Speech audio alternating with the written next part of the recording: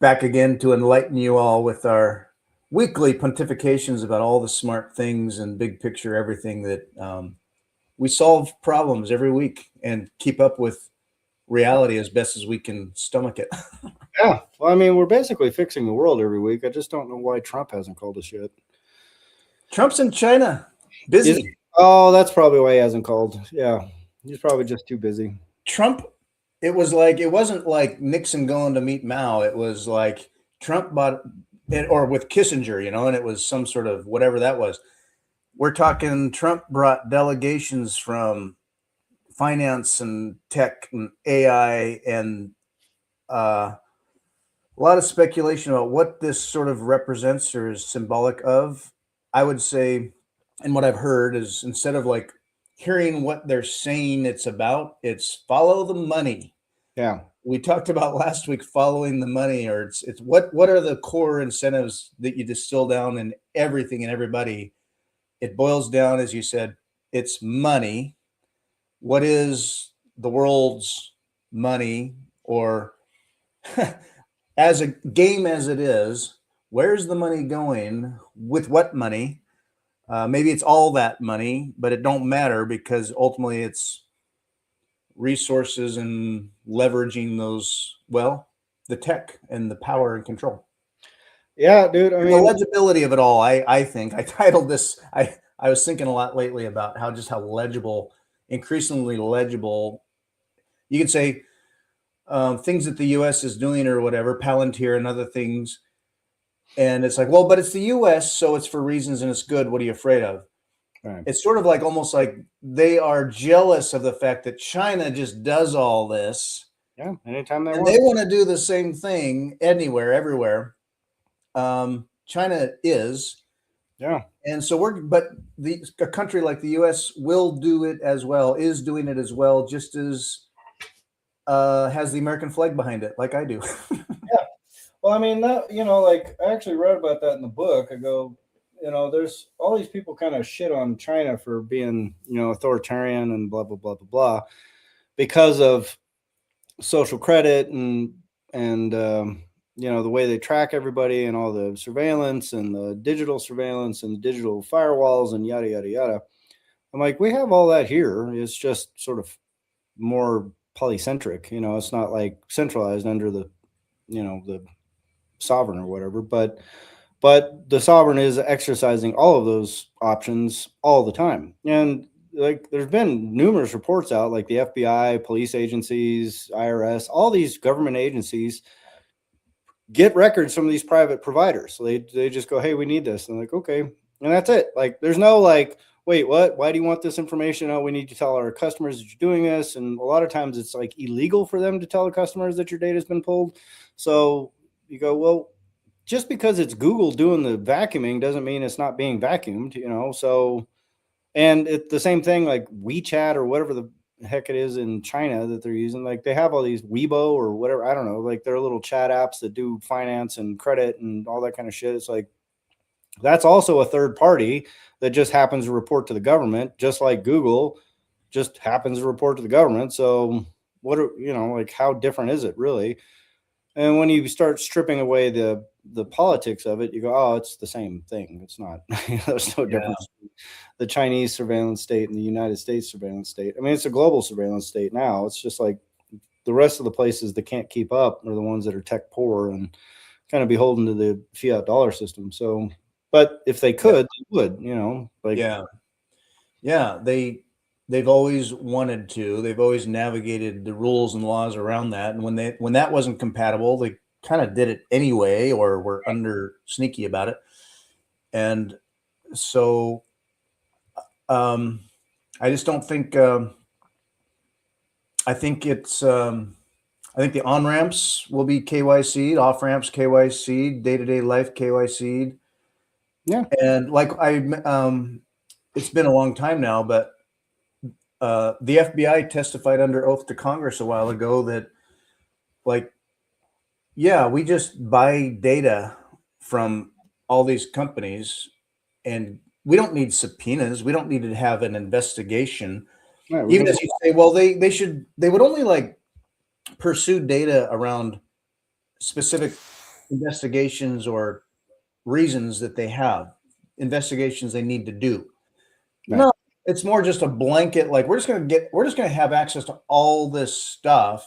And Right. then as we do investigate or wherever we go, we have the information. It's like another database to them. So Yeah. Oh yeah. And they don't give a hoot, like they will just gobble that stuff. They are gobbling it up. And you'll note that no one's complaining about it. I mean, like all the blue hairs are still gluing themselves to the street, and all the red hairs are like out there screaming about the people that are gluing themselves to the street. Meanwhile, like in the background, the FBI is like hoovering up all your fucking data, and people are just like crickets, like nothing. You go, well, maybe focus your energy somewhere, like you guys, and so that's sort of the problem with the herd mentality is people just glom onto like whatever narrative that fits their kind of very limited sort of estimation of their understanding of the world.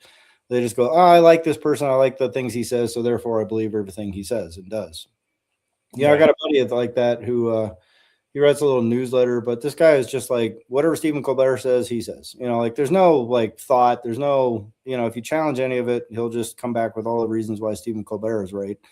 And he won't even, I don't think, acknowledge that he's just a parrot for Stephen Colbert. But the problem is you go, well, you're not really thinking, you're just being part of the group, right? Yeah. So like I'm always fond of that Bitcoin meme where it's like the one guy standing in front of the crowd and goes, you're all wrong. Like I go, yeah, that's where all human progress comes from, right? Like if there wasn't the one guy standing there going, you're all wrong, I'm right, and I'm willing to prove it and stand up for it, then nothing would happen in the world, Yeah. Yeah. Back at the turn of the century and after 9/11 and the terror war was in the midst of the terror war and the Bush years, Bush 2. I remember. Let's not forget Obama was basically Bush 3. And Obama being the liberal polished face of the deep state. Like we killed more people with drones and waged more war than ever under Obama too. Yeah. And so hope and change, baby. It just felt better because there was the hope and change Kool-Aid. Yeah. But during those years, guys like Jon Stewart, and at the time back then, I just considered myself, well, I'm anti-war and anti what I perceived to be as like the deep state. And so I was like superficially, naively pro maybe at least what Obama said. But then if you paid attention to what was happening, it was like, oh, that's when I walked away a little more Sigma. And guys like Jon Stewart and Stephen Colbert were like the mouth, sending the message. It was like more anti-establishment. Can you see this fuckery and the war going on, the drone strikes? Can you see this, people? Like, hello. And it was like, yeah. But then when it, was Obama or later, Biden, it turned into this liberal fascism. Right. Yeah. And that's when I really just walked away from kind of politics generally. But I was like, wow, the rebels have become the state. Yeah. Oh, yeah. But then it was like, well, it's all the state. And yeah. So then conversations at work earlier this week, like we have local elections happening and I'm looking at the candidates and people are kind of tactfully discussing like, who are these people? What are they running for? What's their background? What side are they on? And I just feel so funny about it because it's like, do I tell them I just don't vote? I don't know. I just lie, dude. I just, oh yeah, I voted for. Who do you like? Yeah, I voted for them. I mean, like it's sort of irrelevant. Like all you're doing is sending a social signal. It's not.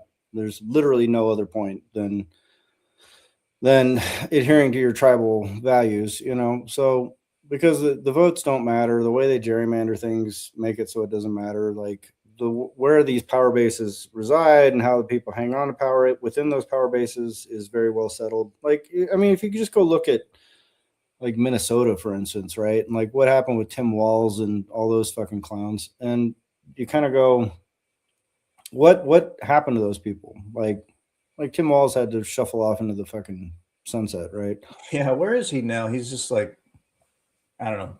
Well, Yeah, I mean, they were actively like lying to investigators, and they were making up stories, and they're just trying to cover their asses on, like, oh yeah, so we just had a couple $1 billion of fraud under our watch, no big deal, and they tried to blame it on the courts. It was kind of funny because like that judge came out, it's like, I literally never said that. Like, here's the paper. Like, what are you talking about? That's so that blew up in their face. And the funny thing is, if you kind of look into it, you go like, it was literally the DEI mafia that made that possible, because all these Somalis had to do is go, oh, racist. And they went, oh, we're not racist. Oh my God. we still stand up for Somalia. Here's the Somalian flag. See, we love you. Yeah, exactly. So yeah, go ahead and just keep doing fraud. Like, we don't care. Like, we don't want to be called racist. And it's like, you're more scared of being called racist than you are of like losing $500 million or $1 billion or $2 billion worth of taxpayer money, like just naked fraud. Like, that's how powerfully motivated the label is for you. Like, and it kind of goes to, so when you're talking about like people running for office or these, the voters of Minnesota still love those progressive candidates. It's just like, how?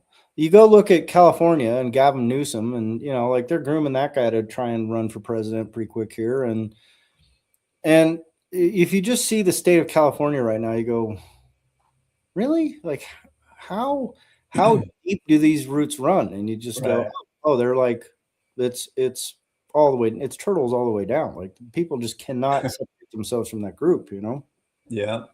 Well, and candidates will say things that people like to hear, and then people will want things that are idealistic and fantastical. And like, wouldn't it be nice if, why can't this? Why not this?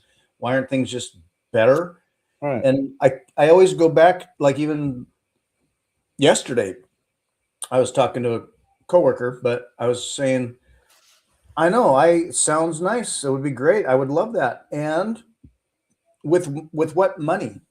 Right. With whose time? What staff is doing this? Who is keeping that running? Let's just say it remains ethical and practical, conservative, and business run. What money is that? I think a lot of people just have kind of a mindset. They don't understand the nature of the money or how these things occur or where that comes from. Right. But the idea is great. And they're going on the idea is they don't think about, or they just presume, because that's how we're living in this fiat world. It's just been this way. It's always been this way. Just do stuff, right? Print the money, or what does that mean? People don't think about the fact that it takes money to do this stuff. Where does that money come from? Ultimately, it's like, okay, we need another bond. We need another this. We need another tax. Well, tax the rich. Okay. And then and just as you go down that path, the people who would get taxed harder and harder and harder leave, or more and more people, it starts to impact middle class, and they start to not like it, or like, how much they're paying for what. And then ultimately you see problems just not going away. Yeah. There's always another dream and a vision to fund. And so it gets to politics. Politicians get elected on these great ideas and these fantasies, and people like to hear that, and they vote for these ideas. Ultimately, it's like, with what money? Right. And then they can also say, well, there's so much wealth out there.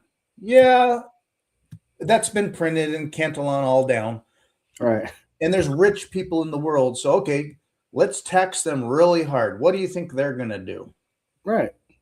Like without they're people, they're corporations that can do something else or move somewhere else, or they have that kind of agency to themselves. So it's like trying to chase down like the theft. So yeah. On another drive to LA, Johnny. Hey, what's up, Johnny? What are you doing going down to LA for? He's weekend drives. He's got. Did you miss out on did you not get enough homeless people this week or something? Yeah. Taking the LA vibe. Yeah. California is another one where, like what Warsh in Minnesota is sitting in. Oh, just wait for California. I think the only reason, Californians got Gavin and kind of a cabal of faces to the story and a number of constituents that believe the vibe. It's a kind of a harder one to pierce in some level, but it's just so rotten and just low hanging rot. So yeah. Well, dig right in. I saw this really interesting interview with the guy that did Bueller, like that. Oh yeah, who is that? Ben's. That's not Ben. Ben Stiller, or no, not Stiller. Ben Stein. Stein, maybe. I don't know. Yeah. Anyway, I know who you're talking about. Guy from Ferris Bueller's Day Off. Yeah. This was a show in like the late 70s, early 80s, and they're talking about TV. He was talking about the TV industry, and the lady that was talking to him was probably 80 at the time, or 75 or something. She was like some old biddy. She goes, I just love MASH, and I love this, and I love that. And his point was like, you have to understand that the number of television writers in Los Angeles who produce all of the content globally at that time for television, right? At least nationally, I shouldn't say globally, it's this really, really select small group of men, right? Like you're talking like in the hundreds. Like it's a really, really, really difficult world to crack into. And now, of course, there are more female writers and things like that. But he basically said, like, look, if you go look at any TV show, whether it's MASH or, he says, if you're a military guy, you're a retard, you're an animal, you're a monster, if you're this, and they just paint these like caricatures. And he goes, you can see exactly what their worldview is on like white men in America, right? You can see exactly what their worldview is on like what the military is. You can see exactly what their and they all have the exact same worldview. Because it's this little tiny club, and that little tiny club only accepts members that believe what they believe, right? Yeah. So you get this very like steady state churn of like propaganda that's being flooded on the airwaves, where back in the day, like in the 70s and 80s, people would like devote a lot of time to just like staring at the boob tube. Like now it's all like here and, on the computer or whatever. But back then it was just boob tube. It was like, you're going to watch Mannix, you're going to watch SWAT, you're going to watch Hawaii Five-0, and then you're going to watch MASH or whatever it is, right? But you're getting the same point of view from the roughly same profile of the same 500 or to 1,000 men that are just sitting there stamping this stuff out and making a bloody fortune doing it. So they're completely insulated from the world that they're writing about. They don't know anything about what it's like to be a mechanic or to be a military guy or whatever. But that is the point of view that is being propagated daily across the airwaves back then. And I kind of thought about that for a while. I was like, holy shit, yeah. But if you think about like the people that write movies, very, very select few human beings write movies. If you think about the people that write TV or any sort of programming, daytime talks, all that, it's a little tiny sliver of human beings that we're all attaching ideas to. You think about Colbert or Jimmy Kimmel or all like, those are like 4 guys and their writing staff are maybe 15 people. Yeah. So right there, like the dominant narrative that goes out every single night between the 3 or 4, whatever late night talk show hosts are comprised of the opinions of maybe 100 people all told, including the executives and the programming and the errors and omissions people and the standards and practices people and whatever. Like all those people kind of come out and, add their little flavor to these messages.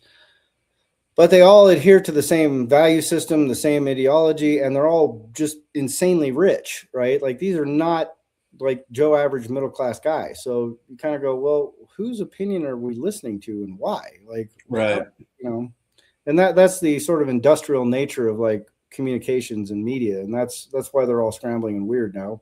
But I think that's also why it's all polarized now, because the last remaining vestiges of that, the only way they can get attention is to be extremely polarizing. Like no one would pay attention to them if they were trying to be, they just have to focus on their core audience and they have to like peddle that information. And that's the only way they stay relevant. But there's a massive financial incentive behind that. So bumper to bumper traffic in LA. Welcome to LA. Yeah. Yeah. I used to hear people complaining about traffic in our area up in Oregon. They're like, oh my God, getting so bad. You don't know what traffic is. Literally don't know what traffic is. No. Like, When you have to wait for a few cars at a light or a stop sign, you're like, come on. I was at this intersection for 5 minutes. I'm like, dude, I've been on the LA freeway where I didn't move at all for 50 minutes, like 50. Like, just, guess I'm not going anywhere. Like, I've seen people get out of their cars to take a leak, dude. Like, you don't know traffic. Till you've lived in LA, you do not know traffic. Nobody knows traffic. Maybe Mexico, London, those places kind of get it, but yeah, LA is like takes that to the next level. Yeah, thinking of LA and that hungry beast. And you're a writer. You've written screenplays. I wrote a screenplay once, just when I was, in my 20s, I guess, and had some strong creative interest that direction. Just thought, I'll try this. Yeah. But as I was reading books about screenwriting, and from the technical to the broad, the system of it, and whatever, getting yourself out there, the nature of the business, and and interesting things about it. But there was one thing that stuck out to me. I remember it was like one guy writing about how basically Hollywood, or that empire, is just this hungry monster that is constantly seeking for new content, farming ideas, just looking for stuff because they've got to create and put stuff out there. And it makes me think of that funny thing on Seinfeld, is like when George and Jerry are talking to the producer guy or whatever, and he's like, why am I watching this? Like, why would people watch this? And he's like, because it's on TV. Like, if it's on TV, so people are watching it. And in a way, that's true. Yeah. Like, they got it. So you'd say at one level, it's just pure, just entertainment, stuff that pops, stuff that has stuff going on and kind of resonates with what I'll say, as I think most all human animals ride on, the vibe. And so if it's funny or it's cool or it pops, and all that can sometimes just be enough, and it's just purely content for just entertainment. Yeah. Now, behind that, if there was any kind of purpose or reasons or values, or like, what are we going for here? Like, why are people watching this? What's the heart of this? When there is that, and you think about it, well, okay, there's writers and other people that are going for an idea. They're going to promote that or create a story about it. Where is that coming from, and who are those people? In a way, you almost, if it's on TV, you just sort of trust that there's something like true behind that. Right. But honestly, if there are incentives behind that, and it's not just pure extraction and like keep you watching, some of those values that I see are really not good, or there is none, so they're making it up. And so really it's kind of vapor, or the writer's core experience, life background and experience is not really solidly based. It's often driven by, I would say, fiat incentives, or just kind of pursuing something hot or exciting, or at least just interesting, but doesn't often connect with something really true or core culturally, or they really don't know what it is, but they know what sticks. So it falls into just, what will people watch? What can't people not watch? And it becomes hooks that are kind of bullshit, honestly.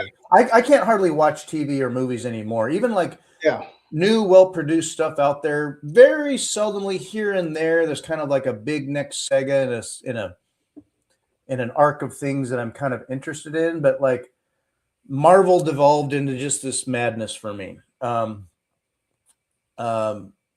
There's some sci-fi that I find just interesting in terms of ideas, but as soon as any of that fiction, I just consider it, even documentaries, it's all fiction. Right.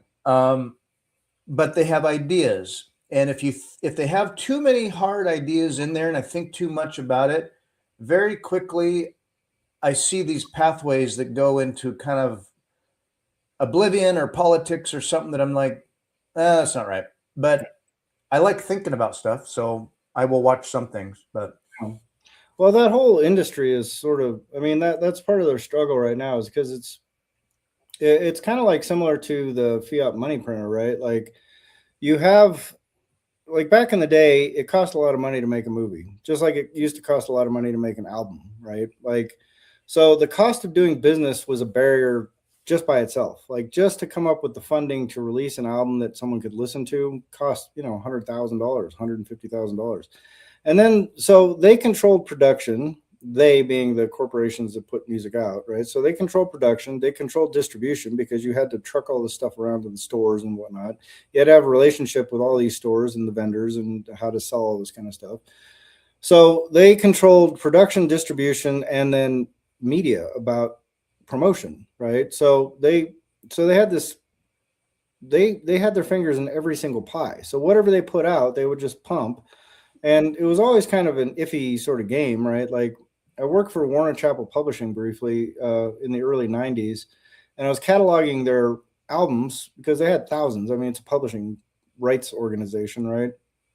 And I was just pulling these albums out, looking at them like, who the hell is this? Who the hell is this? Who the hell is this? Oh, Guns N' Roses. Okay. Who the hell is this? Who the hell is this? Like, it was like 95% of these people you've never heard of. They put out a record back in like 1989 and it sold 1,000 copies and that was it. And they just went off and now they're like an accountant at, Pfizer or something like that, right? I mean, they just literally went nowhere, did nothing, and are forgotten. And that's the vast majority of content that comes out, whether it's movies, TV shows, whatever. Like we used to have an associate producer. We called him, the TV's toxic producer, because like every show he'd hop on was canceled within like 10 episodes. It was like, Jesus Christ, dude. And this poor guy was just like, he was a super sweet guy, really hard worker, and just every show he signed on with was just like, yep, we're vapor. Like he was on some Dennis Leary show, and I was thinking, oh, it's Dennis Leary. It was kind of at the height of his popularity. This thing's bound to take, oh nope. It just canceled, like boom.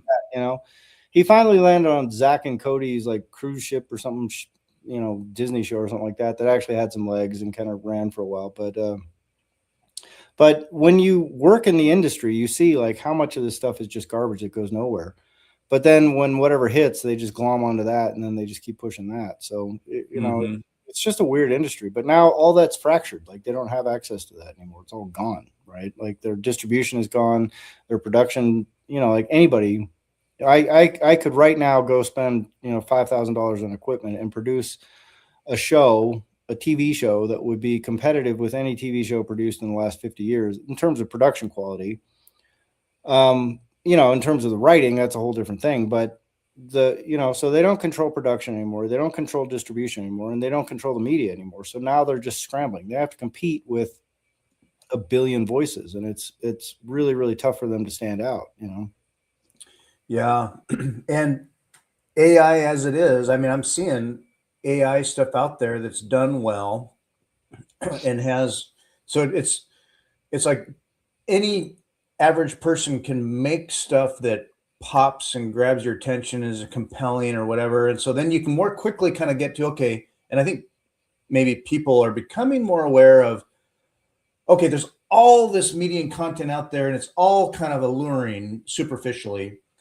So then you can quickly get to, okay, what's the signal here? What's the message? What is it saying? It's less and less about, well, because it's on TV. It's more like, yeah, everything is. So if I'm going to watch something, people I think are perhaps in a good way funneled into the why, or what's behind this? What is this really, versus, well, because it's there. Now I stumble upon stuff all the time, so it's kind of like, oh, there's this, there's that. Nope, moving on. No. Oh, that's interesting. What? Okay, shelve that, but not hanging my head on it. Like, oh, have you seen this? It's more. I think it's more discerning. I think people are almost being trained to be a little more discerning among all the options. It's like, I guess I'll look at the label because I have options to decide. Instead of just like food. So maybe it's a good thing.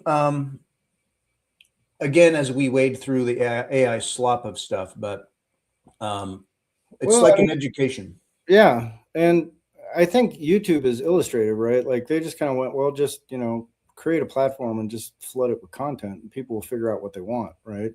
And they've kind of, I mean, that model, like when you first looked at YouTube way back in the day, like anybody that had half a brain in their head was like, this thing is costing a lot more money than they're making. Like, I don't know how this ever works. I remember when Google bought YouTube in, was it 2000? I don't know what it was, 2008, 2009 or something. I just remember the economy didn't seem great at the time. Right. And Google bought YouTube for $1 billion. And I was like, what? Yeah. What does YouTube make Anything? millions of dollars? But anyway, They were negative for years. yeah. Well, they knew where it was going. So Yeah. anyway. But that's what I'm getting at is like right now they just have a never ending content mill that they don't have to pay for any of that content. It's all just free. Like people just flood that network with just like all kinds of shit. Most of it's garbage, right? Like, but there are those little things that stand out. So their model, like they completely upended the media model. And I don't think anyone in media realized it at the time. I remember talking to my buddy who worked at home video at the Walt Disney Corporation. And at the time, home video accounted for something like 2/3 of Disney's profits, selling like VHS and CDs and, DVDs and then Blu-ray and all that kind of stuff. And I was like, look, dude, just look what's happening in the music industry. Like that's coming for video. Like, don't you see that? And he went, no, that'll never happen because video is this X, Y reasons. Like that'll never happen to video. I'm like, dude, like this technology doesn't get worse. It gets better. Like right now I can stream a 320 by 240 video across the internet. It's kind of choppy and weird, but it works. If you don't think they're going to improve that, I think you got, he's like, well, they'll never get the HD. They'll never get to this. They'll never get, like right now you can just stream 4K video from Netflix for, $9 a month or $15 or 20, whatever. I don't know what it's become. Right. And so the entire industry was just flat footed. They were just, but the same thing happened with music and they were trying to sue their way through it and that blew up in their face. And so all they did was just downsize until they became marketing companies. And I think what's eventually going to happen is you're going to have these content aggregating mills like Netflix and Amazon and whatever. You're going to have the libraries like Disney's and Paramount's and whatever that have all their old shit plus whatever new stuff they managed to wrangle out for next to nothing. And, then like legacy cable and all that kind of stuff just goes, you go like, who's going to keep watching CNN 10 years from now? Like who the hell does that? Like nobody. Just a couple of days ago, I was thinking about what is cable now and in the future. Sports are sports. So sports has their inroads with, the live shows or whether it's pay-per-view or the background churn. It's like, okay, if you want to watch, because ESPN or whoever else, these channels are just locked into, you got to watch that on cable or whatever. I think even that will just eventually kind of go away. Yeah. But cable just relegates itself to the home shopping network or just ads. I remember working particularly on night shift, but there'd be a TV in the control room of the jail and it would just be on for some reason. I would go in and turn it off. I'd be like, fuck me. But literally a night shift, you'd be looking for just any signal at all that wasn't disgusting, just home shopping network or weird. Yeah. And so, anyway, I think it'll just be this morbid background. Like, I don't know why people would turn it on at all. I mean, honestly, I think it has to die. And yet like Fiat, I just think it can't for certain reasons, maybe. Well, there's like on TV. So. Yeah, like the FCC mandates that these people keep broadcasting. So it's a weird. Yeah. Like there has to be access to people and all these new digital TV initiatives and things like that. But the technology moves so fast now. Like, and now that you got Starlink coming online and like the network connectivity around the world is just going to be exploding over the next few years. So like the likelihood of any terrestrial service provider existing in 10 years, I think is effectively zero. Like who in their right mind invests in physical infrastructure that Starlink is going to eclipse every year? Like, why would you do that? Like, Right. what CEO keeps doing that? What company keeps doing that? Like, why would T-Mobile want to set up these new 5G wireless things? Like, why would you go through and set up all this physical infrastructure when, Elon Musk can just beam it down to your house for practically free? It's just, but for whatever reason, these people rarely see the writing on the wall. They just, like my friend at Home Video at Walt Disney Company, it wasn't until he got his layoff notice, but it was 5 years after his layoff notice. He's like, when I worked in home video, we accounted for 2/3 of Disney's revenue. Today, home video accounts for less than their cruise lines.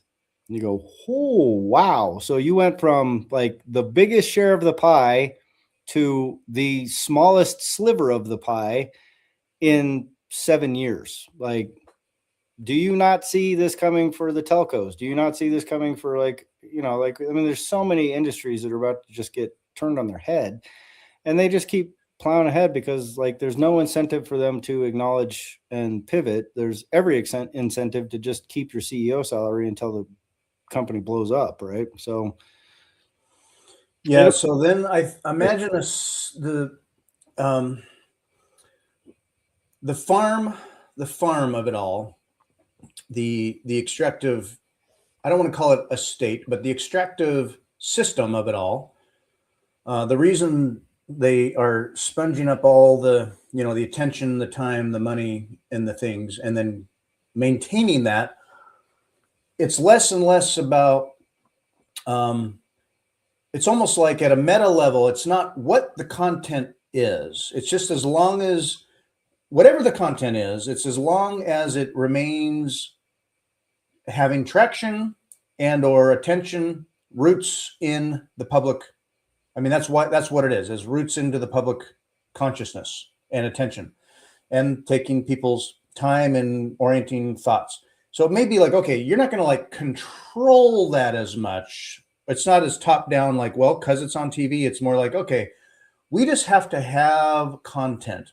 Now with that, what's the power and what's the system behind that? It's the legibility. Who is watching what and why? What sticks now and why? Where are the Overton windows on topics? It's sort of like having a map of what is the public consciousness. Not that it's a cohesive thing, but it's a spectrum of human consciousness, and it's having a map of that. Super valuable, because with that, you can, one, maintain your sense of relevancy in the public mind, that you're offering things that they'll gravitate to, and you'll stay ahead of that game, whatever it is. And you can extract from that. So they're going to spend their time or however they subscribe to services or whatever about that, the rails, on-ramps, and whatever about that, you maintain that traction. Yeah. So then it's like less and less about, we don't necessarily care what people are watching as long as they keep watching. Right. And we want that engagement because that maintains the, I guess, where they get it, the extraction. Yeah. Well, that's part of their problem, is because their business model is fractured now, because they don't control production, they don't control distribution, and they don't control, the media around that ecosystem. Then what they've had to resort to is becoming more and more polemic, right? And more inflammatory and more sensationalist and yada, yada, yada.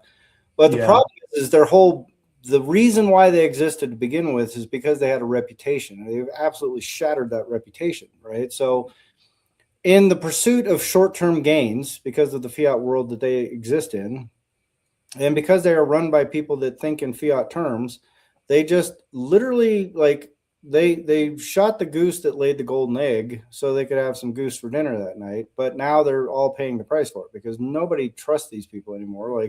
Trust in the media is an all-time low. That was the primary vehicle that polished the politicians, though. Those were the ones that, when a politician screwed up, they would, run specials about it and talk about it endlessly. But now even the politicians are aware, hey, you guys don't have a voice at all. We can just go run roughshod over you. We can just, speak to our base and just push for our base. So everyone is becoming this niche promoter of their own particular interests. New York Times has their niche that they just keep clinging to like desperately and just keep hoping that people won't wake up and realize how full of crap they are. Washington Post, same thing. LA Times, same thing. Like most of the newspapers are out of business now. The media, like NBC, CBS, they're all scrambling to just hang on to what little audience they have left so they can keep promoting. And none of them are effectively pivoting to the new model because the new model doesn't make sense to them. They don't know how to monetize it and they don't know how to compete. So they're all stuck. So they just keep reaching for the most inflammatory, sensationalist, crazy nonsense, which erodes trust in them even further, because every single time they do that and then they get caught with their pants down, they go, oh, well, golly gee, trust in media and, democracy dies in darkness. I'm like, you guys are the darkness. Like, what are you talking about? Like, everybody knows that now. So, all I can see for them is just a gradual decline into irrelevance. And they're basically there right now, which is why they're scrambling so hard to maintain relevance. But I think that's true of most politicians. I think that's true of most public figures. And I think we're going to see a big shift. Whether it's for the good or the bad is hard to say, because there is a certain cohesion that comes from like everybody's watching the same show every week and their opinions are narrowly formed, right? Like if you're back in the day when you went to work, you talked about MASH or you talked about Golden Girls or you talked about, whatever. Today, you could be talking about some YouTuber, some this, some that. So everyone is just fractured off into these little itty bitty bands where you can monetize those little itty bitty bands, but you have to just keep parroting whatever that little itty bitty band wants to hear, and that you could make the same case for the Bitcoin audience. You could make the same case for, any number of audiences, whether the Solana audience, the fitness audience, whoever. Just keep saying the thing that's making you money, and you kind of almost don't care what you're saying anymore. So it gets weird, man. Like critical thinking, I think, is going to become a huge source of value for human beings in the near future. And that's kind of what I hope we're bringing here. And clearly nobody wants to hear any of that, but but I think that is the real signal. Is like, can you actually parse information without relying on someone else to think for you? And that's the hard skill. Yeah, I still find really good signal out there. Like I stumbled upon another great Bitcoin-oriented podcast earlier this week, and that's my old neighborhood, Nine. What's that? Right, he's on the 134 in Burbank. Oh, I'm not familiar with that one. You're going to be driving right past the Disney building where my friend used to work. There's like the big black building. I used to call it the Big Black Dick building. And then there's like the Walt Disney building right next to it. It's like white with green trim. You should see it in a minute now, depending on where you are in Burbank. Or you maybe already drove past it. I don't know. Anyways, I saw a little like hint of my old homeland. I'm not familiar. I mean, I've driven through LA, and I know, you have your heart for LA to an extent. For me, it's like a big city with a lot of baggage, and I'm like, no thanks. I don't know that I could handle it. I'm happy to I'd like to get further outside of the city if I could, but I will move back there tomorrow. Hey, what's up? Facts. Bring facts. Ahmed is going to El Salvador tomorrow. Nice. Yeah, flying out tomorrow morning, as I understand it. Max Kaiser got his shoes that he sent to him through BitTasker. Yeah. Called him. Max Kaiser called Bring Facts to say thanks. Wow. And he's going to El Salvador tomorrow. Nice. Safe journeys. Yeah, you'll have to let us know how long you're going to be there. 24 hours will be there. Wow. Awesome, dude. Very cool. I'm kind of jealous. I mean, I just got back from like kind of a vacation and a work escape or work related training thing, but I'm back in the salt mine again. And all of what that wasn't enough. Yeah.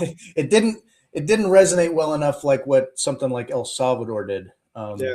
So, dude, I can't wait to hear about it. Like I love that country. I'm a little spoiled because we were like hanging out in a beach resort. Like it's just paradise down there. But everyone was so sweet, and you just feel so safe down there. And like, God bless El Salvador, and hope they continue with their positive change in the world. But Yeah, man, that's exciting, dude. I'll have to come down and visit. We're still kind of toying with the idea of like setting up shop down in El Salvador and just making that our home base country, which I think we are getting closer to. Like, just some of our new stuff, I think, is going to make this a potential in the future. We'll see. But wouldn't it be awesome? I know I would love to be like, whether it's once every few months or once a month or whatever it is, take a quick flight from Houston to San Salvador and run chill. some business down there, live there as long as I kind of like to or want to.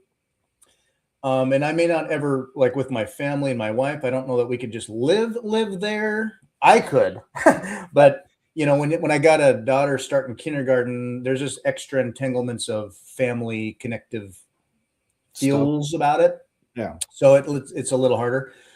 But oh my goodness, I would love to have a foot in the door of El Salvador in my life. Yeah. Yeah. And someday just be like, yeah, if shit breaks down, like as Bring Facts has thought, and feel, you feel like, if shit falls apart in America, how stuck are you? Or why are you where you're at? How do you, is it caged in by a country's boundaries, or or how bad could it be? I don't know. But anyway, I'd love it. So, yeah. Well, I mean, I feel like our sponsorship down at the golf course was a little, probably not the best choice for a first-year company, but I mean, like they're great. I love the Bitcoin Sports Network. They were really gracious hosts, and and it was a thrill to see like our banner up there while I was teeing off and stuff like that. But it was such an adventure, dude. Like I just don't know. Like we met you there, so that was awesome. I loved hanging out with you. Like it was great, man, and just the vibes were like off the charts, and just being in the country and wandering around, like I'm like picturing like driving on that road back to the hotel right now and just like seeing the ocean out there and just how beautiful it all was. And I keep thinking like, man, I gotta sell more MicroSeeds so we can go do that again. Here's the let me put this up. Lago de Cotepeque. Here we go. This is what Max Kaiser referred to this. Oh, yeah. I mean, large. Oh, wait, go back to. Anyway, a lot of people moving into this nice area. Is it this one? Yeah, Cotepeque Lake. Just El Salvador's growing, and yeah, okay. So I don't know what is it, an hour or so from San Salvador, and yeah, kind of some rural living. But if you don't mind a taste of rural living in a local small community, could be paradise. Yeah. So. Well, that was one of the things that we were talking a little bit about last week. It's like, if you want to make it in a fiat society, it's like, you got to live poor and be in a rich country. Like that's the key to life. If you really want to know how to survive fiat, like it's not exit fiat. It's not, like go and set up a cabin in, upstate Alaska where you're off fighting bears and, beating up polar bears and stuff like that. It's literally just like, how poor can you live? How poorly can you exist in a fiat system? Because if you just take a look at the homeless people, right? Like they recognized at some point in their life, they're like, wait a minute, there's all this free stuff. I don't have to pay taxes. I don't have to go to work. I don't have to do anything. And I can get by just fine. I mean, I got to live in a box and I got to deal with just fine, kind of. Yeah, really. Yeah. But I mean, like these people are doing very well and they are free. Like they are about as free as you can get. Like, maybe they get hassled by the cops. Most of them are addicts. I mean, they got stuff going on, but the point is like, and I learned this when I was doing homeless outreach in Portland, where like everybody's like, no, I like it out here. Like, what are you talking about? Like how you're swimming in filth. You are dirty. If you get an infection, you go, just go to the doctor. Wait, what? But you just get medical care? Yeah. Like, oh, okay. So you just like, you get all the benefits of a fiat society and you don't have to contribute a single bloody thing? Huh. That's kind of interesting. And I say, well, there's no reason why you or I or anybody else can't do that as well. And, like you can go to El Salvador, and if you got fiat revenue coming from the fiat United States, then hey, that life can be real easy down there. Like you don't have to pay jack boo. I mean, like I can rent an apartment right now. It's probably nicer than what I'm living in right now for $300 a month or $400 a month. And, like if I was willing to kind of rough it, go somewhere like, where the locals actually live, like I could be living there for $50 a month or $100 a month. And you go, well, if you can deal with that, life's great. But people are living there doing that every single day, So I'm not saying you should go live in a box on the street somewhere and like fight other criddlers for what are, begging next to the freeway with a sign. But what I am saying is you can get your life down to a level similar to that. Like if you just lived your life as if you made $10 an hour while you're making 50 or $60 an hour, like life is great. I mean, you are absolutely crushing it. You're comfortable. You got running water. You've got access to medical care. You got all these kind of things just floating around in the background. And you've got, a massive amount of disposable income every year. So if you save that up, you can hit escape velocity real fast. Like that's the whole fire movement. It's like scrimp now, scrimp hard. Don't go waste your money on going out and drinking beer with your friends. Don't go out and buy video games. Don't go out and buy TVs. Don't go out and buy anything. Just scrimp. And some of these kids are retiring at 35, 37, 38, and they got 2 or 3 million in the bank. And all they did was just work. Not crazy, like, like they weren't a doctor or something like that. They just didn't spend all their money. And that's the key, is like what the fiat system does, as we've been talking about, is it just extract, buy some attention, buy some subscriptions, buy some this, buy a phone, buy a computer, buy this, buy a light, buy a whatever. You just end up spending all of your money to be part of this fiat thing, and most of it you don't need. So if you can pull that off, life in a fiat system is the easiest possible existence you can. So the escape is not to flee the system. The escape is to use the system to your advantage until you get to a place where you achieve escape velocity, where you become one of the wealthy. And when you're wealthy in a fiat system, then life gets even better, because that's when you get all the neat perks of like champagne and caviar and flashy cars and all that kind of stuff. But all you got to do is you got to cross the hump between being an extracted resource to being a resource extractor. And when you get there, life is pretty great. Yeah, and it can kind of boil down to like, what land and resources do you have access and space on? I would love to be like a farmer or a rancher where, okay, yeah, it's rural or it's simple or, but it's grounded and connected with something natural in a way, or the resource like the earth provides. Not that I'm, one with nature, but more connected to it, and can live on, like as a human animal on a planet. I can live on the planet and don't need all the trappings of, a zoo. So yeah, I love it. Bring facts, and perhaps what helps give a push to go visit El Salvador too. I mean, he had a wild week, I think, this past week, of some sort of car rollover, and he pulled somebody out of a wreck, and somebody at the bar, an OD or something, whatever, and he Narcaned them. So he saved a couple of lives this past week. So, wow, dude. You should get the Lifesaver Award. I know. Bitcoin Lifesaver Achievement Award there. Yeah. Busy. So anyway, you'll enjoy, again, El Salvador. And I feel jealous about it. I love it. And I was saying something, we were talking about legibility and the nature of the system that provides infotainment, entertainment, media, attention grabbing, everything about it, and the legibility of it all.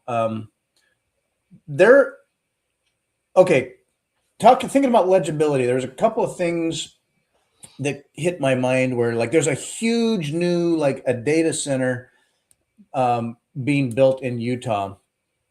Yeah, I know. Waking up, bring facts. Just it'll cause you to ponder sort of the perspective on what you're doing and where you're going, and help, maybe family can join you sometime down there too. Huge data center being built in Utah, and there was let's see, where did I see that? I think somehow it popped on a feed somewhere. I saw like Tucker Carlson interviewing Kevin O'Leary, who was part of like Shark Tank. and Kevin O'Leary is invested in this big data center. And what? Let's see, was it? Related to Palantir, and it's getting all these taxpayer subsidies. Anyway, I can't remember all the details, but they had I guess it was an hour-long debate on AI and energy consumption, and then this proposed massive data center in Utah. Kevin O'Leary's, of course, he's invested, so he's got his incentives there. Right. Tucker is pushing back on basically the legibility that, what you're building here is creating a system that is just creating an environment of insane legibility that basically we need, if we're going to have cameras in all these places or systems that follow data, store data, track data, do all these things, or parse it and interpret it, we need these data centers, and that data is worth Billions. money or power in a lot of ways. Yeah. They need to build these data centers. And so overtly you could say, oh, it's for this and that reason, as if it's easy to explain or sell the narrative of like for retail. Even as bigger than retail is the behind the scenes, like who's using this data for what strategy and whatever else. Not even just selling it, but having it and using it and strategizing forward about it. And so Tucker's cynical about the legibility factor and that this isn't China. Like China's doing this, and we judge China over the legibility of its citizens and the control mechanisms around it, and then the nanny state about it all, the communism of it or whatever. And O'Leary was kind of like, well, like if you're not doing anything bad, like what are you afraid of? It's here anyway. It stops terrorism, kind of like the argument of, with all this control mechanism or whatever, we can catch crime, we can stop terrorism. Instead of going through all these machinations of security, going through security at the airport, you could walk through, and as you're being surveilled, they can just know who you are and what you do and all this stuff. And security could just be as easy as walking through a hallway, and because they already know you. Yeah. But so it's like, okay, so the security argument, don't you want to be safe? Don't we all want to be safe? Don't we want to stop terrorism? So it's kind of like having a huge controlling construct, and then every once in a while saying, oh, we caught this guy. And the cost benefit we set up. Yeah. Yeah, right. Yeah, right. The patsy that we set up. Hey, we caught another one. And so there was that argument. Parallel to that, there's this, I don't know if I call it a conspiracy theory or some news. So like Trump's ballroom, there's this story that's been going on for a while about Trump's ballroom, the cost of it or the reason for it, or like, what is this, another golden statue to Trump? We need a ballroom. And it got pushed back on politically. I think it also got pushed back on like what money was going to, there was private money going in. Again, follow the money. Private money going in to build a ballroom.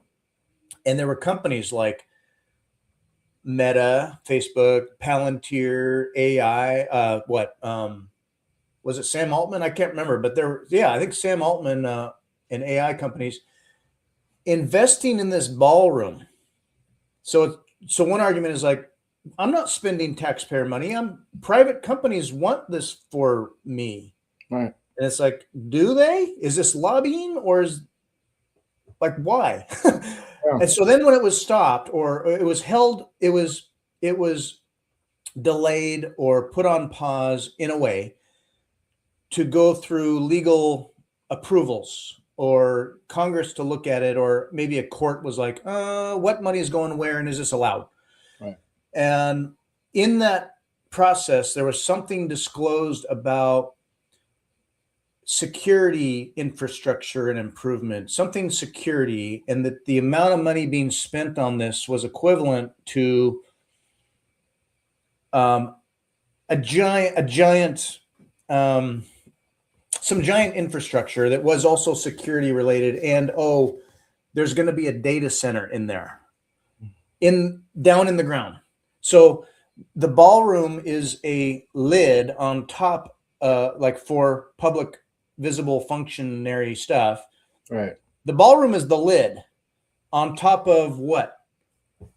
Data A center. deep underground military base, or a giant AI farm, or basically, if having access to the data and having to have a data center and AI and processing to do that, if that is the new sword to have in this warfare, like basically the people with power need to have these data centers. Mm-hmm. Wouldn't it be valuable, and even within government, if areas of the government or leaders or people in power want to maintain and keep that power? It's kind of like knowing the information first, having the information, undercutting, or staying ahead of what is actually happening here, so that you can fight front face politically, or you can know ahead of time and behind the scenes, we already know all this stuff about you, or this is coming up, that guy, whatever, and you undercut it, backdoor it, whatever it is. Yeah. So the president having his own in his house, separate and under no one's control or jurisdiction, say, but in the executive branch, to have a data center with the direct connection, straight line to Israel.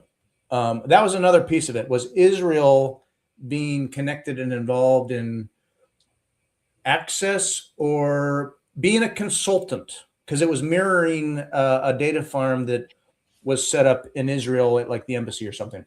Yeah. In conjunction with Palantir.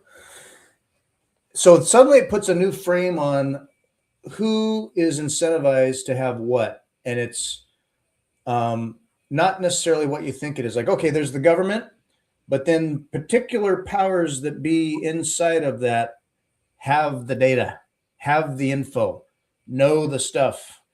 Yeah. And they are the ones who can stay ahead or strategize better or be at the forefront of the political game, if you will. Yeah, I mean, theoretically, but like all that stuff, the funny thing about all of it is like there's varying degrees of quality and granularity to that data, right? And how well it gets parsed and how well it gets utilized and how effectively it's utilized and all that kind of stuff. Like there's so many gaping holes and just workarounds, that kind of stuff. I remember seeing a video a long time ago about these kids in Chicago, and they were talking about face recognition and gait recognition and all that kind of stuff in Chicago. And these guys are all standing there on their front porch with AK-47s and masks on, you know, like, yo, whatever, blah, blah, blah, kind of nonsense gangster bullshit. But I remember the one guy, like the gang leader, just said, they play their games, we play ours, so that's it. And that's exactly, like, you couldn't sum up this surveillance state better than that, right? Because people go, oh my God, there's so much legibility and blah, blah, blah, blah, blah, blah. And it goes, well, that just depends on how much of your footprint is tied to it, right? Jameson Lott put out an article or reposted an article from some guy, Krebs on Security, said where you should plant your digital flag. And that guy's point was like, there's a lot of people that try and separate themselves from the web. They go, I'm not going to set up any accounts with Social Security. I'm not going to set up an account with Hotmail. I'm not going to set up an account with Gmail. I'm not going to set up an account with anybody. I'm not going to do any of it. I'm just going to have one email account, one phone account, and that's it. And I'm not going to do anything else. And that way I'm going to eliminate my digital footprint. And the guy's point is like, well, what you do is like all of your information is publicly available because there's so many data leaks daily that like there's just nobody that can hide from criminal actors now. So they can just take all that publicly available data and then go set up an account for you at Social Security and at Verizon and T-Mobile and blah, blah, blah, blah. So if you haven't already planted your flag there, even if you never use the account, you are now vulnerable to other people just doing it for you on your behalf without you knowing about it and then taking advantage of that system because you haven't planted your flag already. So then you end up fighting with like, no, I'm the real me, not that criminal who's bilking you or whatever. I mean, so the point of all that is like when you start talking about like these data centers and Palantir and all the Chinese surveillance or whatever it is, it's like I don't think people realize like how many gaping holes. Like the more complex this gets, the more holes they have to patch, and so it gets to a point where it becomes a lot of theater, but it doesn't really result in any sort of actionable thing other than they're just vacuuming up a bunch of data that they can't really parse or process. And as soon as they figure out how to parse or process it, then there's someone who's already come up with a new thing that can circumvent it all. So it's sort of like an endless game of cat and mouse, except the complexity layers are getting so deep and dense that it's becoming so much easier almost in a way to be pseudo legible and also a gray man. Like you're just vapor, Gray man. you Yeah. know? And that's kind of like I don't fear this kind of these sort of outcomes because like you can just see how fast some of these companies come and go. Like Facebook's on the ropes right now, as best I can tell, or Meta. Like they just had some earnings call about like how nobody wants to spend money or whatever it is. But all that surveillance, like there are still people that go to Christian churches in China. How's that happen? I thought it was banned, or where you're not allowed to do that, or they'll come and hassle you. No, they just kind of go and do their thing. They figure out ways to work around the state surveillance, and it's not that it's a trivial action, but it is doable, and people do it all the time. So they play their games, I'll play my games. That's it. Yeah, and I guess they do so at the allowance or tolerance of the state. And I worry that a state would say, okay, let's say sort of like blockchain heuristic analysis is like, okay, you can't always know everything for sure, or it could be argued that, oh no, that was for this reason, or that actually was this, or oh, that wasn't me, or whatever. But it could be that there's gaps and holes and stuff in the data or the systems and stuff, and yet the state will act as if, oh no, we know, we have heuristics, we put you in this bucket. Well, that's not my bucket. It's not your bucket of dirt. It's our bucket. Right. We put you in our bucket. Right. But that wasn't me. It don't matter. Right.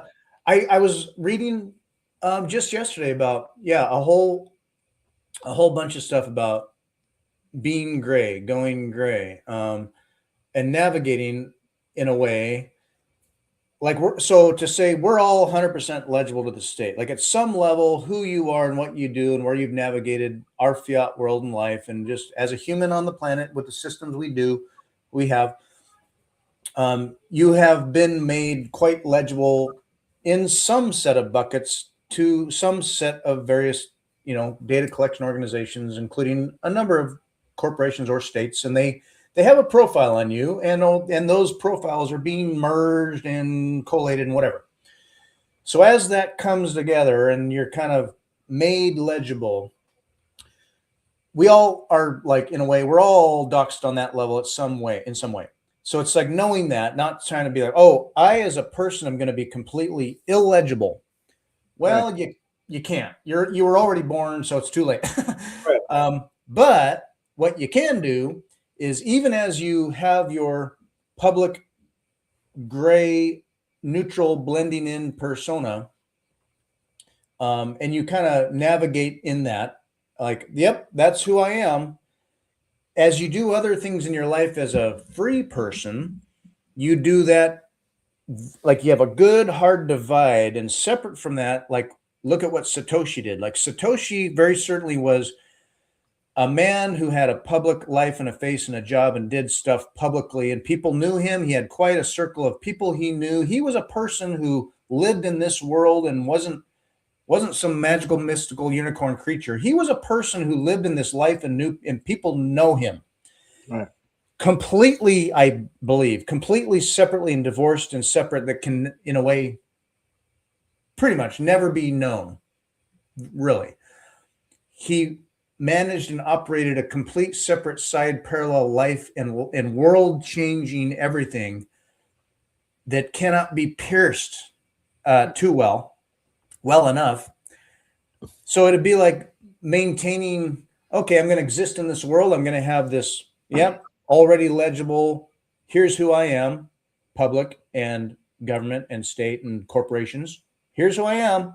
Right. And then as you are a free person and or want to be able to think, you can operate separately but deliberately sovereign, but you just have to keep that OPSEC tight.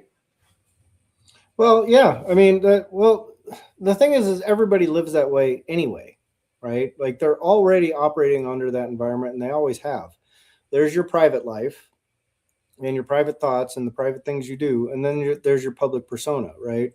And so what you're talking about right now is having that public persona digitally legible to everybody that is interested in seeing your public profile. So you've got an account with Gmail, you've got an iPhone, you got a Windows machine or whatever it is, and you pay your taxes and you're part of Social Security. I mean, you're legible as all get out. They know you in granular detail, but they only know your public facing personality. There's an interesting study that was talking about pornography and pornography websites. They go, where, like, it turns out it's in the most conservative Christian southern states has the highest concentration of viewers of black cuckold porn. So you go, cuckold, yeah, where like some guy is banging your wife. Oh, and I don't even know what that is. Yeah, I mean, well, but that's the weird thing about it, right? Is like there are swaths of the population that are that are whatever racist or pro-white or pro-Christian or pro-Christian values, yada yada yada. In the background, they're stroking it to some black dude banging some guy's wife, and so you go, well, how are they legible? Now, if they don't have good OPSEC on that, then their identity, their real world, their public facing persona is also tied to their private persona. And like Travis was saying just a few days ago, few weeks ago, good grief, like his company is coming up with means to like tie those identities, right? And so when you're talking about that barrier wall, like I think a lot of people already have that put up. Like there's a gal I used to hang out with 100 years ago. She said, yeah, our family, if you met us at church, like it was like ground into us. Like we show up and we present ourselves as a good Christian family. Kids got the bow tie on, Sally's got her little dress, and everyone's just like, we're so happy. We love God. And we're, behind the scenes, it was just a disaster. Dad was drinking, mom was, off cavorting around, and kids were all, it was just chaos in the household. But as far as everyone knew, they were like the ideal model Christian neighbors, right? So that gray man persona is already inherent to all of our lives. Like everybody has their little secret life or whatever it is, or their secret thoughts or their secret things that they keep insulated from even their family members or whatever. I mean, there's a reason why there's like every single interview you've ever seen from like a serial killer is like, oh my God, he seemed like such a nice guy. Because there is a very sharp, separation between your public facing persona and what you're doing off in the background in the dead of night, and no one's looking, or you think no one's looking. But the same thing, there was a book out called Dataclysm by the people that created OkCupid. And they said, Dataclysm is a really interesting read because if you parse through it, you can see like, what do people say publicly, like on their profile? What do they actually click on? What do they actually do from data? And it's night and day. It's completely different, right? Like, chicks will say, oh yeah, I'm open to any race and I'll do this and that and the other thing. What profiles do they click? 98% white guys, right? So it's like, oh, so I'm not racist, but I just, only want to date white men. Right. And it's the same thing with the Asians and the, Hispanics and everybody. Like across the board, what they say publicly on their profile is like night and day, complete polar opposite to what they actually do when they're surfing the site and seeking something that they want to have sex with. So right there is just as clear an example as I can give. But that's going to continue to be true regardless of how granular they are, because they can't invade your private thoughts. They can't invade your private whims and wants. And they're getting better at catching the like outliers of like the people that, like those, pedo stings and all that kind of stuff. Like they, they're grabbing up those guys, but those guys tend to be morons for the most part. So there's this whole, swath of people that are doing all kinds of crazy shit in the background you'll just never know about. So just the point of all this is like, all you have to really do is just keep being who you are, like that, yin yang kind of human being, where just because the government knows where you went shopping doesn't necessarily mean they know what you really want to be doing while you're shopping, if that makes sense. Yeah, and I think in the past to be like, I mean, even our court legal constitutional arguments way back 200, 250 years ago, or maybe beyond that, senses that um, whether you like it or not, or whether it's good or bad, that right to privacy, that what a man does in his own home is his.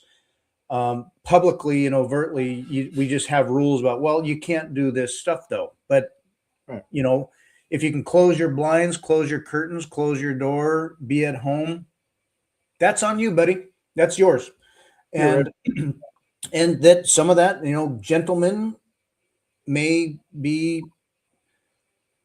have their fetish at home, but who's it hurting? Or is that a crime? And we've sort of tolerated that quite a lot, as I would say we should.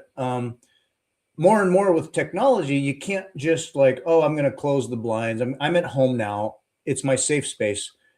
Like, well, there's no safe space. Is your phone in the room? Do you have whatever the cameras, the Siri, or the what do you call it? The home cloud deal, Yeah. Alexa. the home Yeah. system, home AI, Yeah. out of convenience, like, oh, hey, turn on the lights. Okay, hey, make some music.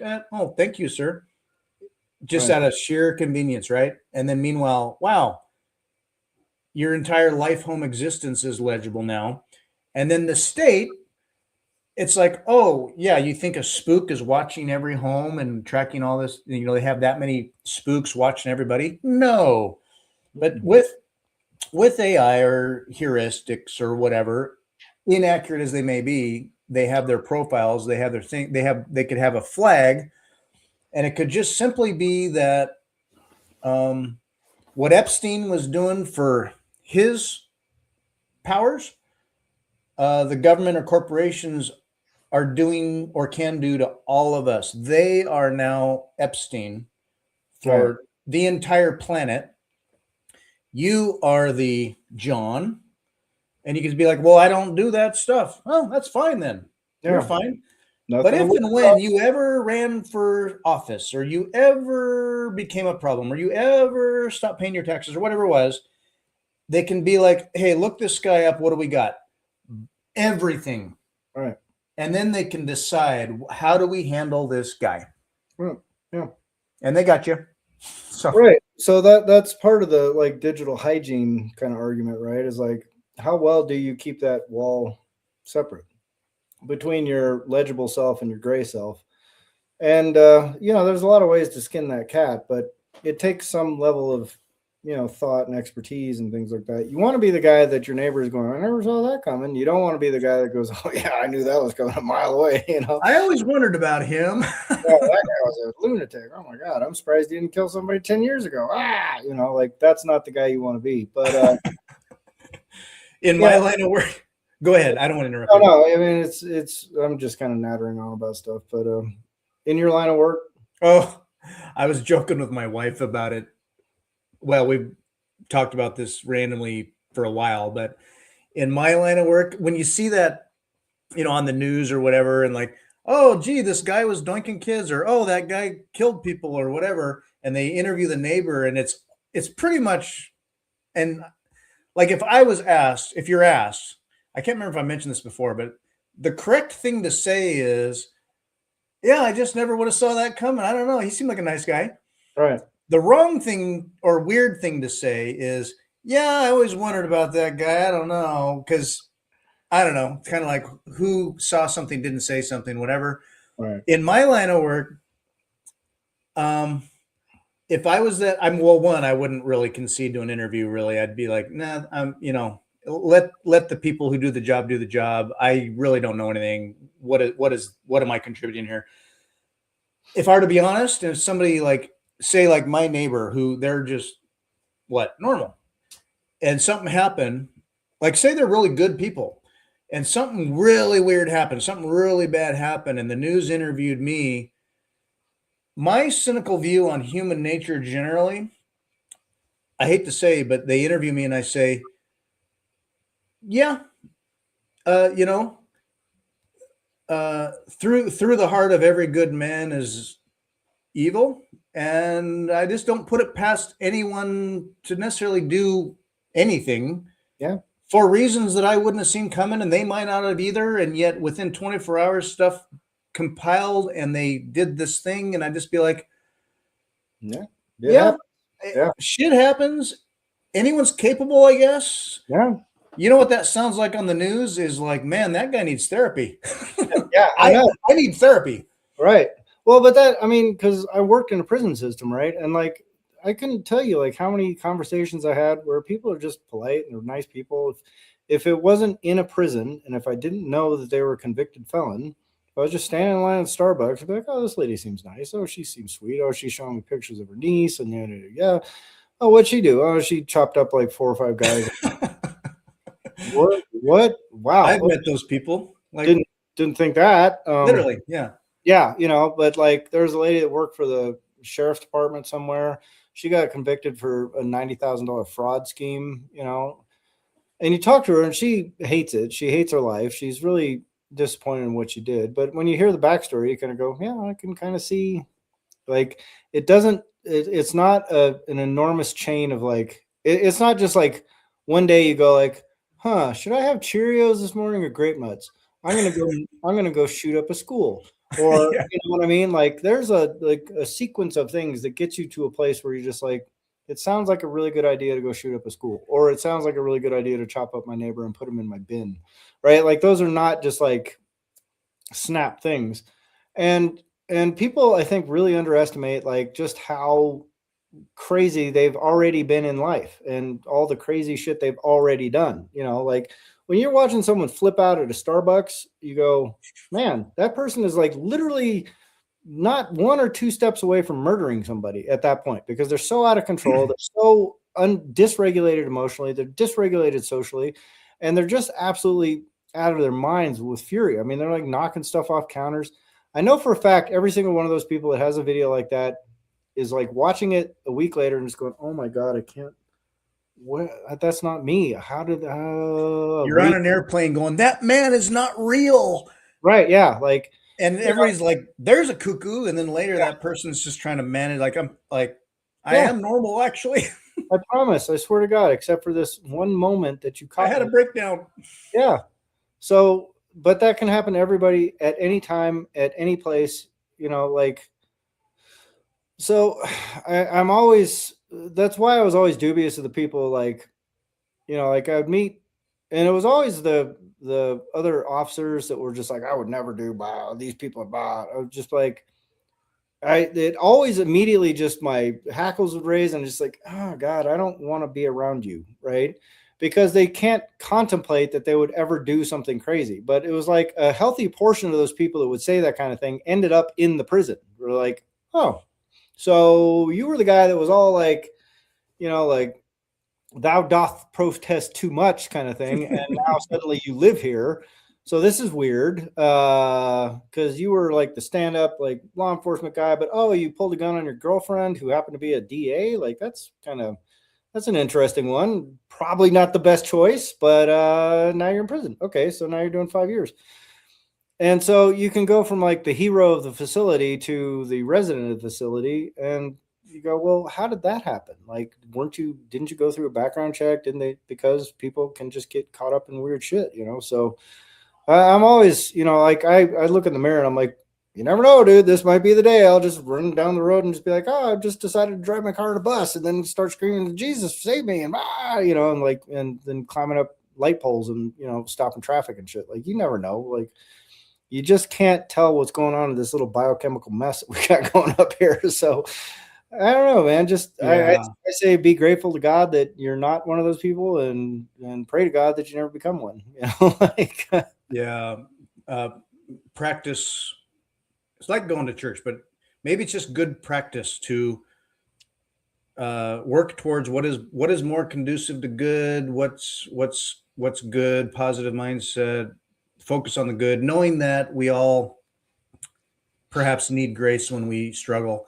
And we, I mean, where I work and statewide and perhaps nationwide, there's the technology and the science around psychology has, I don't know if maybe it's gotten better or more legible, but you would say perhaps it's more discerning, or the tests they can do now, the nature of the way they do those. Back in the day when I did them, and it was like Rorschach inkblot tests, or here's a weird picture. What do you think that is? And it's like, and then, here's 1,000 true or false. You can only answer true or only false with all these weird questions. And you're like, anyway, now they get a profile of you. And it was like, maybe kind of accurate, also kind of maybe not, but also like that was what they were basing my hiring on, along with polygraph and a psychological talk and all this stuff, and repeated. But the practice of how we are doing that has changed. Different providers, different science. It's more expensive. So we're changing the way we're doing it all. What we're finding is that it's damn hard to hire a human being. We can't, it's weeding out literally 90% of humans. And now these are people willing to apply and present and work for it. And you would say present very well, or you would say are perfectly good people. And whatever it is about, well, I mean, not to get into it, but, reports that we'll get about it, it'll say things about people and you'd be like, huh, what? Nah.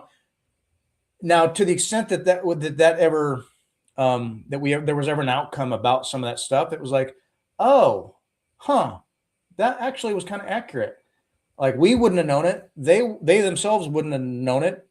Who could have told, except through, I mean, if it's accurate, I don't know, but the science and the legibility of that, even unconscious to ourselves, was defining things about who we are.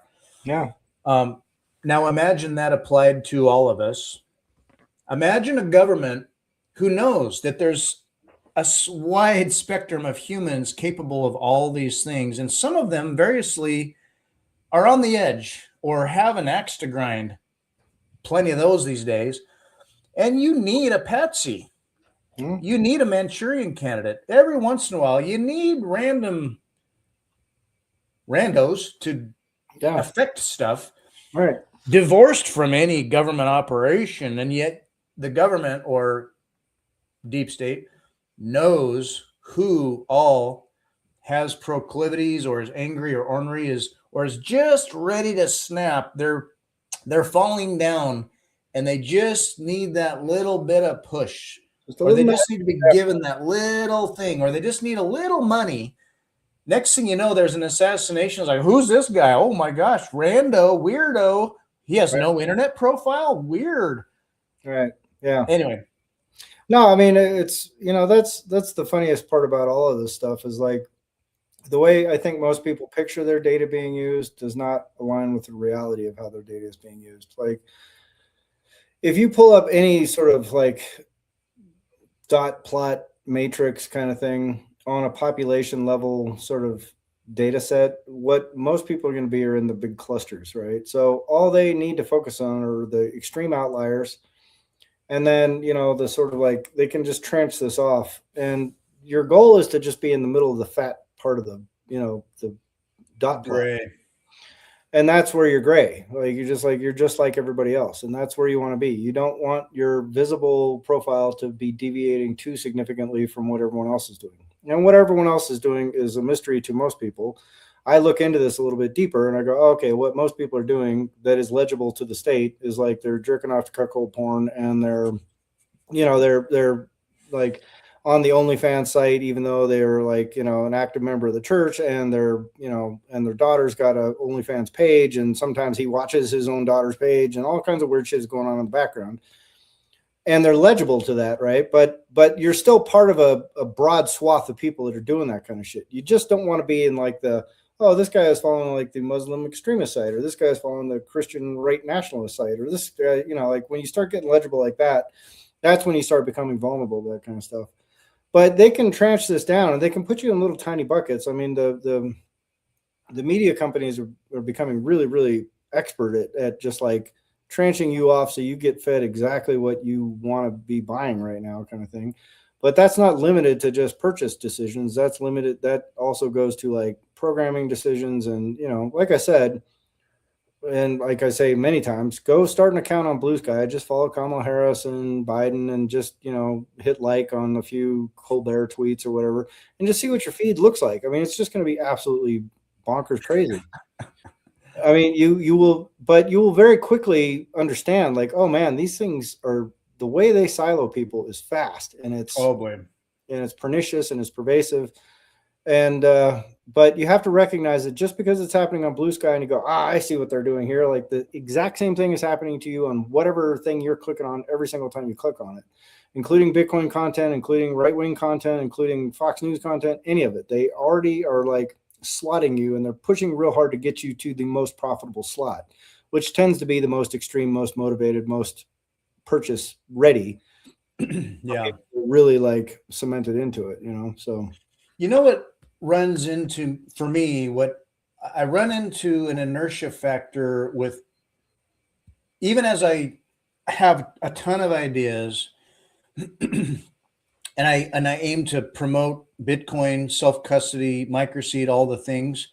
I have such a decades-long deep habit that I have to overcome when I post very often, which I don't, is because I have this deep, deep, deep habit of, I am a lurker. I am a nobody. I look at stuff, but I just know that as soon as I click like, or as soon as I post, it goes into my profile. Mm-hmm. And so I have this deep habit of remaining gray. And then I'll be like, damn it, I should post my ideas. I need to post more. I'm trying to connect and grow and develop the networking thing. And so I've been trying to retrain myself to just decide that, you know, yeah, to put myself out there and just know, like, because I don't want to be doxxed or whatever. It's like, I already am. I just need to put myself out there and then just know that I toe careful lines about it and I don't deviate. Yeah. There's certain thoughts I have that I don't say. So anyway, my inertia on posting more proclivity, more, you know, prolifically, yeah, is a deep habit I have of being gray. So funny, but I don't know. Interesting stuff. Well, an hour and a half, man. I think we figured it out. We had an hour and a half there, and we let everybody know what's happening. So yeah.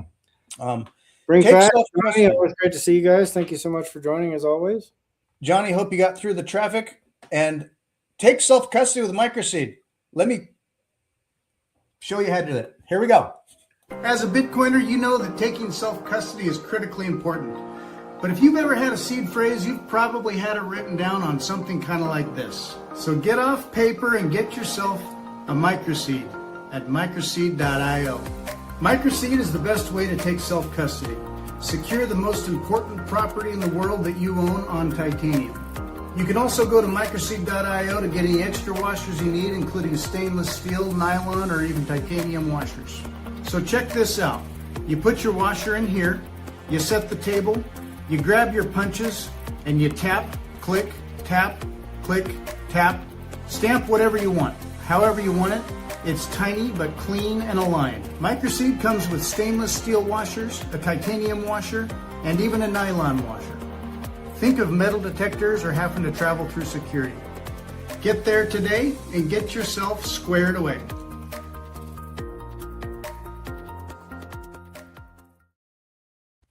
All right. Thanks, everybody. Take self-custody. Run a node. Take self-custody, run a node. Next time. Bye.